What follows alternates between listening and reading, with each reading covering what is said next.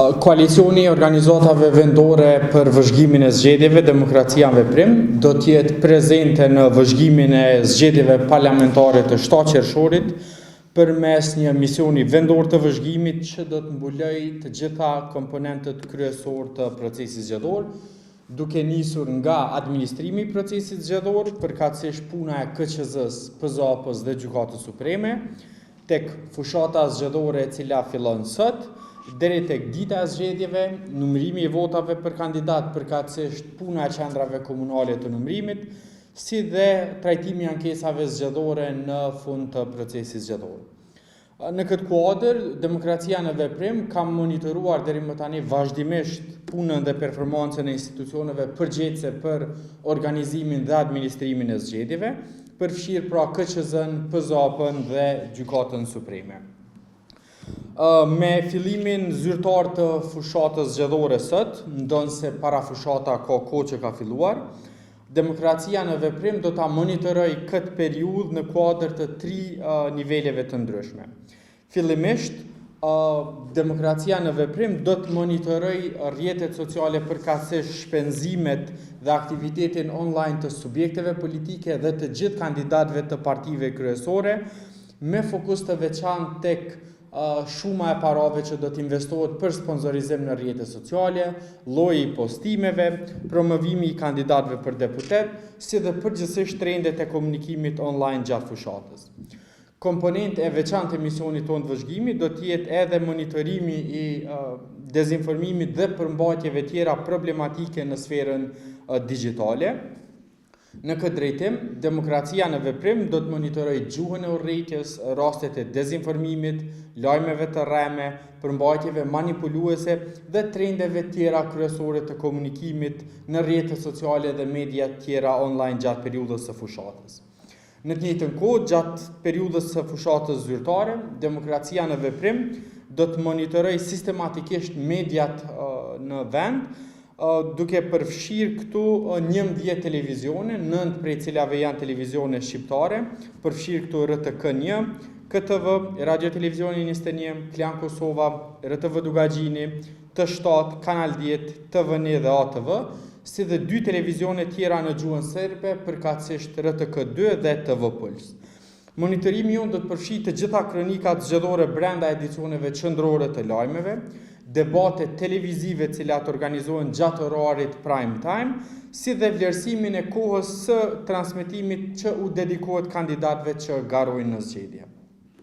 Për më tepër do të monitorohen edhe faqet zyrtare në Facebook të kandidatëve për kryeministra dhe partive politike, me fokus tek llojet e postimeve, tek promovimi i kandidatëve për deputet dhe trendet e tjera të ngjashme.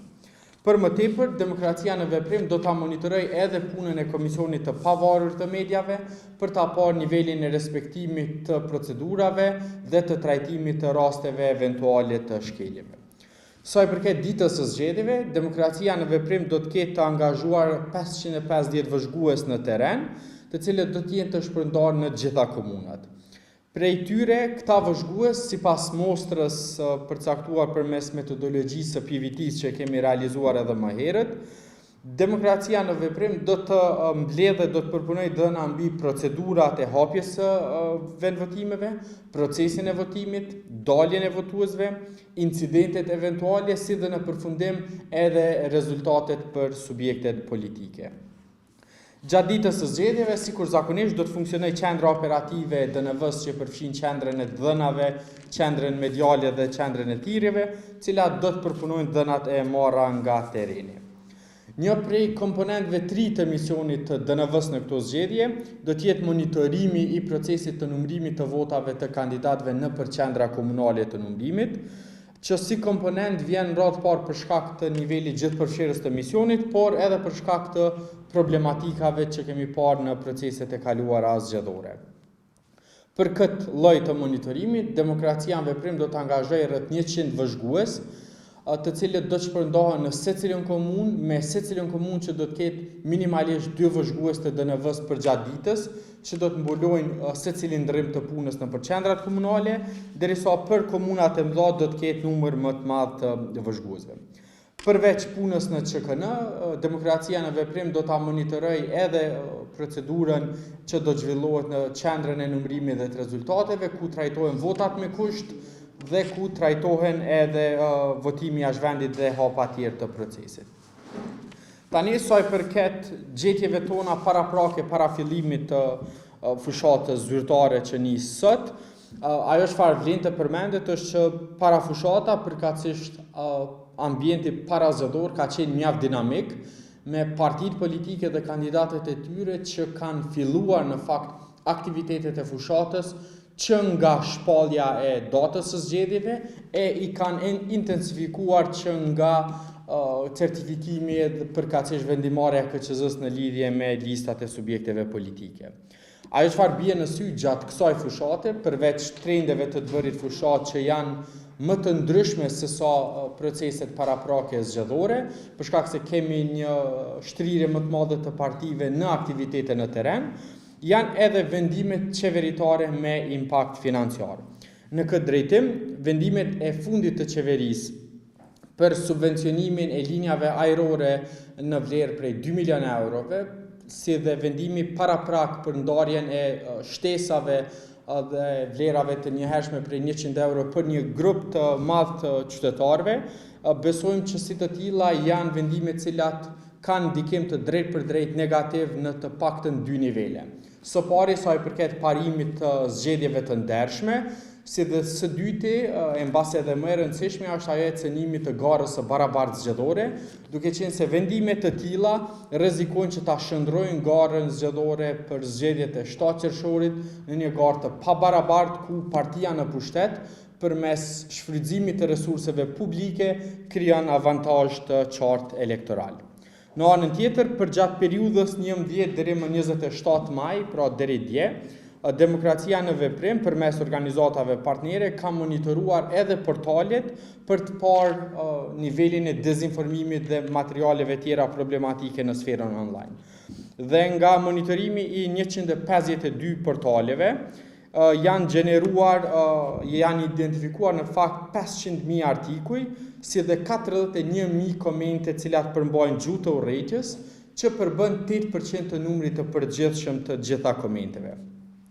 Sa i përket gjuhës së urrejtjes në profilet përkatësisht në postimet apo artikujt që janë në lidhje me kandidatët për kryeministër, vlen të përmendet që kandidati për kryeministër Albin Kurti është përmendur në rreth 1.000 artikuj, në të cilët ka pasur rreth 100.000 komente, prej të cilëve 13.000 komente, përkatësisht rreth 13%, kanë pasur elemente të gjuhës së urrejtjes apo gjuhës tjetër nxitse. Kandidati tjetër për kryeministër, Lumir Abdigjiku, përgjatë fushatës parazgjedhore është përmendur në rreth 200 artikuj, në cilët kemi evidentuar 7.000 komente, prej të cilave 400 apo rreth 6% kanë pasur gjuhë të urrejtjes. Në anën tjetër, kandidati Bedri Hamza është përmendur në rreth 250 artikuj, prej të cilëve janë identifikuar 13.000 komente, në kuadër të tyre janë 500, pra rreth 4% të cilët kanë gjuhë të urrejtjes. Me nivelin më të ulët të përdorimit të gjuhës së urrejtjes, janë artikujt përkatësisht komentet sa i përket kandidatit Ardian Gjini, për të cilin janë evidentuar rreth 7.000 komente, prej të cilave 200 kanë pasur elemente të gjuhës së urrejtjes. Ajo çfarë bie në sy është që rastet e përdorimit të gjuhës së urrejtjes janë dukshëm më të shprehura tek kandidatet gra, dhe nga rreth 50.000 komente të analizuara, vërehet në fakt që rreth 10% e tyre kanë elemente të gjuhës së urrejtjes ndaj kandidateve gra. Kandidatet më të sulmuara në bazë të partive politike janë zonja Ganimeti Musliu, e cila është përmendur në 66 artikuj me rreth 3.800 komente, nga të cilat rreth 20% prej tyre kanë pasur elemente të gjuhës së urrejtjes. Së dyti është kandidatja Fitore Pacolli, e cila është përmendur në 117 artikuj, prej të cilave 16% e tyre kanë elemente të gjuhës së urrejtjes. Së treti është kandidatja Arbresh Kurjeziu Hiseni, e cila është përmendur në 53 artikuj, me rreth 4.000 komente, 600 prej të cilave, apo 14% janë komente me gjuhë të urrejtjes. Kandidatja Hykmete Bajrami është përmendur në 48 artikuj, ku janë parashtruar rreth 5.000 komente, prej të cilave 11% janë raste të gjuhës së urrejtjes. Dhe në fund kemi kandidaten Vjosa Osmani, e cila është përmendur në 359 artikuj, me rreth 40.000 komente, prej të cilave 3.000 apo rreth 7% kanë elemente të gjuhës së urrejtjes. Këto dhëna tregojnë për një nivel të shqetësues të sulmeve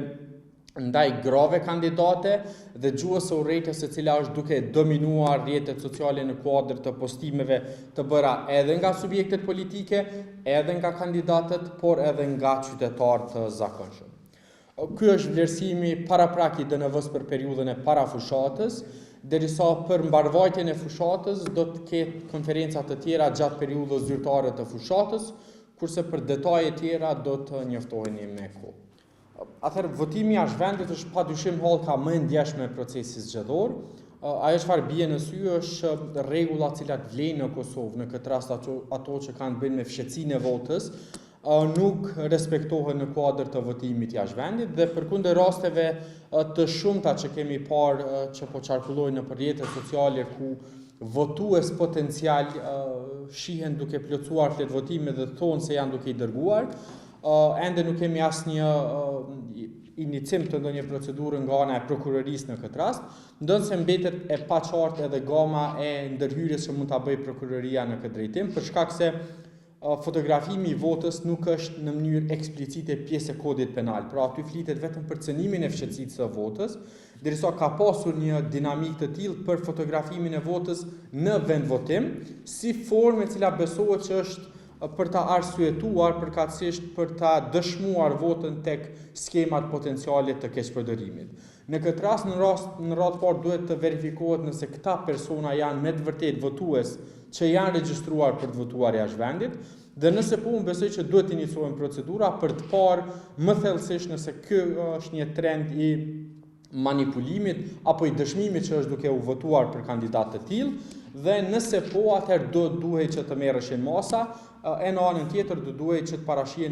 të parashiheshin mekanizma më të fortë të kontrollit nga ana e KQZ-s në raport me këto